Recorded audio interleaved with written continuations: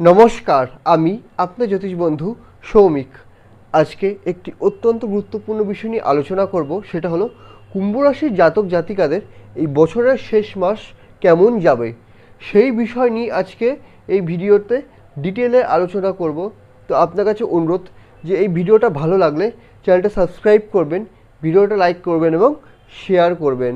আর একটা বিষয় বলি, 2025 সাল কেমন যাবে সেই বিষয় নিয়ে আমি ইউটিউবে ভিডিও খুব শিগগিরই আপলোড করতে থাকবো। তো আপনার কাছে অনুরোধ যে সেই ভিডিওটা অবশ্যই করে দেখবেন। আর হ্যাঁ, যেটা বললাম, চ্যানেলটা প্লিজ সাবস্ক্রাইব করে নেবেন। এবার আলোচনায় আসা যাক। কুম্ভ রাশিতে এই মুহূর্তে শনি 7.5 চলছে, অর্থাৎ রাশির ঘরে শনি বসে আছে। তো শনি কেমন ফল দিচ্ছে এই মুহূর্তে এই 7.5-তে? প্রথমত যেটা বলি, শনি পরিশ্রম করাচ্ছে। আপাতদৃষ্টিতে দেখলে মনে হবে যে শনি যেটা করাচ্ছে খুবই খারাপ হচ্ছে, খুবই স্ট্রেস যাচ্ছে, কিন্তু আলটিমেটলি শনি শিক্ষা দিচ্ছে। জীবনের লেসন খুব ইম্পর্টেন্ট, শিক্ষা খুব ইম্পর্টেন্ট, তাহলে একজন মানুষ এগোতে পারে।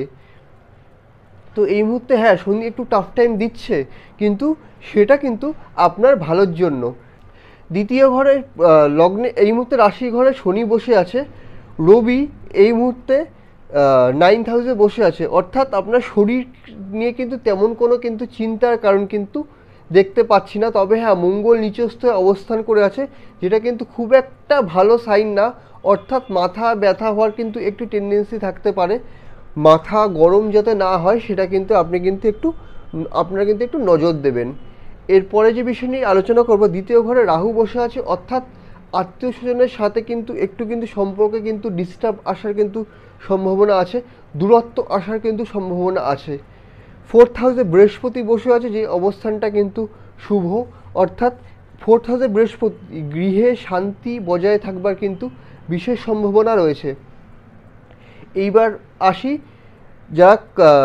আসি শিক্ষার বিষয়। 4th হাউসে বৃহস্পতি বসে আছে, যেটা বললাম, গৃহ শান্তির সাথে সাথে প্রাথমিক এডুকেশনের বিষয়টা বেশ ভালো। এবং বুধ এই মুহূর্তে 10ম ঘরে বসে আছে, যারা উচ্চবিদ্যা প্রাপ্ত করছেন তাদের জন্য এই সময়টা বেশ শুভ। দরকার কি একটু কনসেন্ট্রেশন দিয়ে পড়াশুনো করবার। শনি 7.5 চলছে, একটু মাইন্ডটা একটু ডাইভার্ট হতে পারে, তো দেখবেন সেটা যাতে না হয়। সাংসারিক জীবনের ক্ষেত্রে এই যোগটা বলবো না যে খুব একটা খারাপ যোগ। তবে হ্যাঁ, শনির দৃষ্টি পড়ছে রাশি থেকে, 7ম দৃষ্টি পড়ছে সাংসারিক জীবনে, তো এখানেও মাথা ঠান্ডা রাখবার প্রয়োজন আছে। দেখবেন যাতে যদি কোনো ইস্যু হয়, ছোটোখাটো যদি ইস্যু হয়, সেটা যাতে ভালোভাবে সেটা যাতে মেটানো যায়। অর্থাৎ আপনি আপনার লাইফ পার্টনারের সাথে ইস্যুগুলো একসাথে বসে ঠান্ডা মাথায় মেটানোর চেষ্টা করবেন। যারা চাকরি করছেন, চাকরির সময়টা এই মুহূর্তে বেশ শুভ। চাকরির ক্ষেত্রে তেমন কোনো সমস্যা দেখতে পাচ্ছি না। যারা ব্যবসা করছেন, ব্যবসার সময় এই সময়টা শুভ। এবার আসি লাভের বিষয়ে। যেটা বললাম যে ব্যবসার ক্ষেত্রে শুভ, চাকরির ক্ষেত্রে শুভ।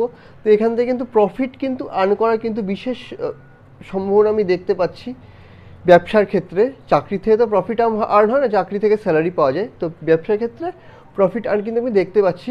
তবে হ্যাঁ, এক্ষেত্রে আবারও বলবো, জন্মকুণ্ডলিতে শনির প্লেসমেন্টটা খুবই ইম্পর্টেন্ট। শনির প্লেসমেন্ট যদি খারাপ হয়, তাহলে হতেই পারে যে কর্মে বাধা আসতে পারে। কর্ম আপনি করছেন, যতটা পরিশ্রম করছেন সেই অনুযায়ী আপনি ফল পাচ্ছেন না, সেই সম্ভাবনা রয়েছে। পিতার সাথে সম্পর্ক মোটামুটি যায়, বলবো না যে খুব একটা ভালো যাবে বা খুব একটা খারাপ যাবে। অষ্টমে কেতু বসে আছে, অর্থাৎ চোট আঘাত যাতে না লাগে সেই বিষয়ে একটু সাবধানতা অবলম্বন করবার দরকার আছে। তো এই বিষয়টা থেকে একটু সাবধান। তো ভিডিওটা কেমন লাগছে জানান। ভালো লাগলে চ্যানেলটা সাবস্ক্রাইব করুন, ভিডিওটা লাইক করুন এবং শেয়ার করুন।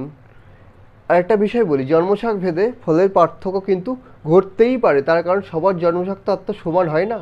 ভিডিওটা দেখার জন্য ধন্যবাদ।